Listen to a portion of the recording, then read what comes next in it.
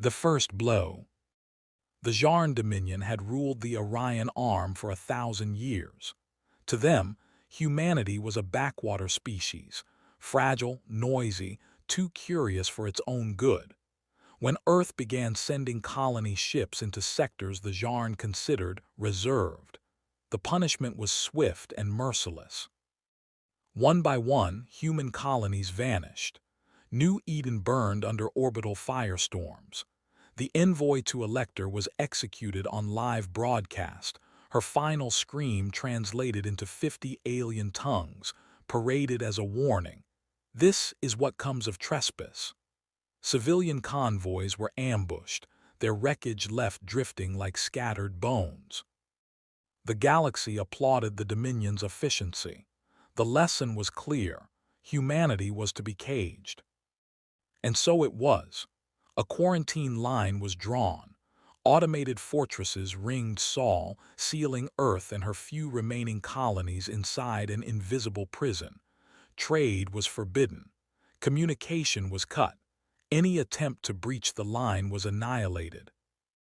The Jarn boasted, "Let them sit in silence. In 2 centuries they will wither to dust." Mockery of the stars. Decades turned to centuries. Alien historians described humans as a footnote in galactic politics, a minor threat, solved with containment. The Dominion's academies taught children that humanity had been arrogant and reckless, and that their quarantine was both merciful and necessary. On alien broadcast channels, comedians mocked the Earthborn, depicting them as primitives shaking spears at the night sky. Scholars dismissed them as incapable of building anything of worth without interstellar trade. Generals laughed, calling the blockade a slow euthanasia. Even when the 200 years neared their end, no one feared what might happen. Why would they? Humanity had been silent, cut off, invisible.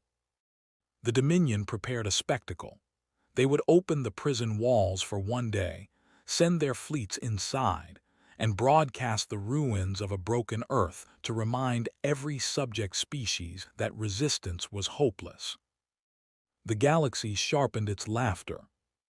200 years of silence. But silence does not mean death. Inside the cage, humanity endured. They remembered the colonies burned, the envoy's last scream, the mockery carved into history, and they swore. 2 centuries of rage had time to ferment into something cold, focused, and absolute. With every resource left on Earth and its trapped colonies, humanity poured itself into creation. Industries turned underground. Cities became factories. Orbital stations bristled with secret construction. Children were raised not with lullabies but with stories of vengeance. Generations who had never seen the stars were told, "One day the gates will open, and when they do, we will answer."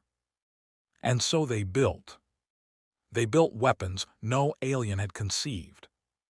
Engines that bent space like folded paper. Dreadnoughts whose armor drank energy and spat it back 1,000-fold. Soldiers trained in silence, bred in resolve, wielding exosuits like living gods. For 200 years, the cage was not a tomb. It was a crucible. The breaking of the seal.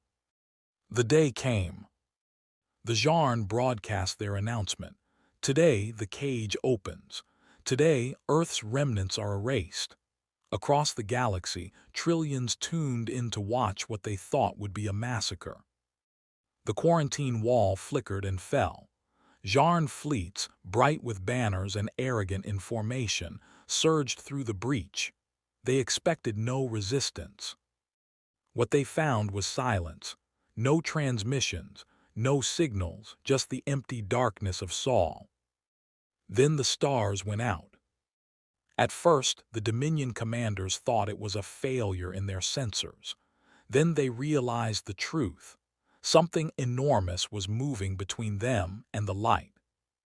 Out of the shadow came ships, not frigates, not cruisers, cities of steel and fire moving like predators unchained. Their hulls were layered in black alloys that shimmered with stolen starlight. Their engines tore the void open like wounds. And their weapons, beams so vast they cut entire formations in half. Warheads that bloomed suns where fleets had stood. Swarms of drones, each the size of fighters, darkened the void like a locust storm. Humanity had answered. The silence breaks. For 200 years, humans had said nothing. Now, their first words were broadcast across every frequency, in every tongue. This is Saul, quarantine lifted, punishment begins. The Jarn laughed at first, until their forward fleets vanished. Their laughter turned to static-filled screams as dreadnought after dreadnought fell. The galaxy watched in horror as the imprisoned species unleashed a storm the stars themselves seemed too weak to contain.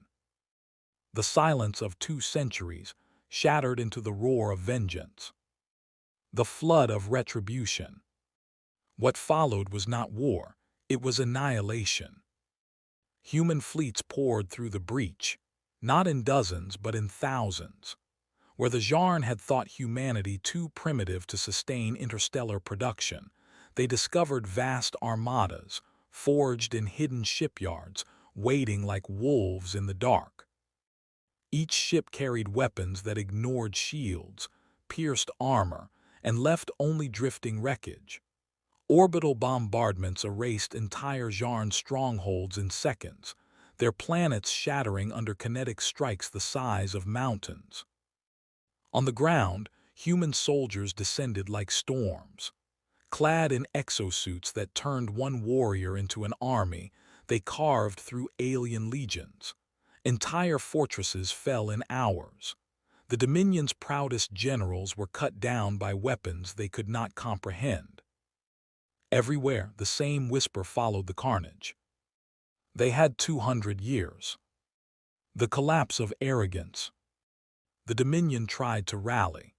They sent their grand fleet, 1,000,000 ships strong, to halt humanity's advance. It was a display meant to awe, to prove their superiority once more. The humans met them at Kephar's rim. What the galaxy saw that day burned itself into legend. The Dominion's 1,000,000 ships stretched across the void like a wall of steel. Opposite them, humanity's dreadnoughts gathered in silence.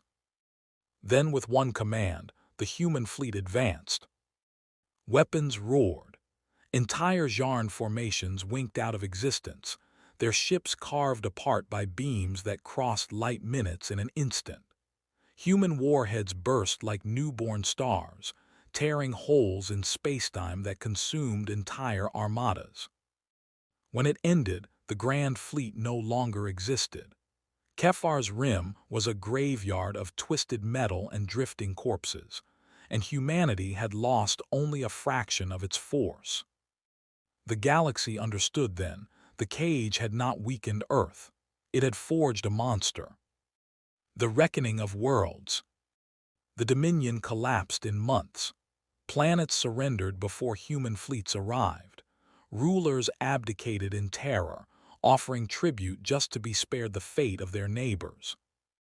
Humanity did not conquer with banners. They conquered with silence, with ships that blotted out sons and soldiers who spoke only in commands of extermination. Entire species, once mocking, now begged for mercy. Some recalled the words of the envoy 2 centuries ago, her defiance before execution. "We do not forget. We do not forgive." Now those words had become prophecy. The ashes of Dominion. When the last Jarn fortress fell, humanity did not celebrate. There were no cheers, no songs, only silence. The galaxy waited to see what Earth would do next. Would they enslave the survivors? Burn every world? Instead, the humans spoke only once more. This was punishment, let it be remembered. Then the fleets turned. They withdrew into the dark, back to Saul, back to their crucible. They left behind not empire but fear. The whispered lesson. In the aftermath, alien historians tried to explain it. They spoke of industrial genius, of hidden innovation, of cultural resilience. But none of their words captured the truth. The truth was simpler, colder, more terrifying. Humanity had patience. 200 years of silence had not broken them, it had armed them. And when the gates opened, they did not emerge as prisoners. They emerged as executioners. Across the galaxy, in bars, in temples, in war rooms, the same whisper passed from mouth to mouth. Never provoke Earth again. Final silence. The stars returned to their quiet rhythms. Trade resumed. Empires rebuilt. But the shadow of Saul lingered over every council chamber. Because everyone knew. If 2 centuries of silence could give birth to fleets that blotted out suns, then what would 1,000 years create?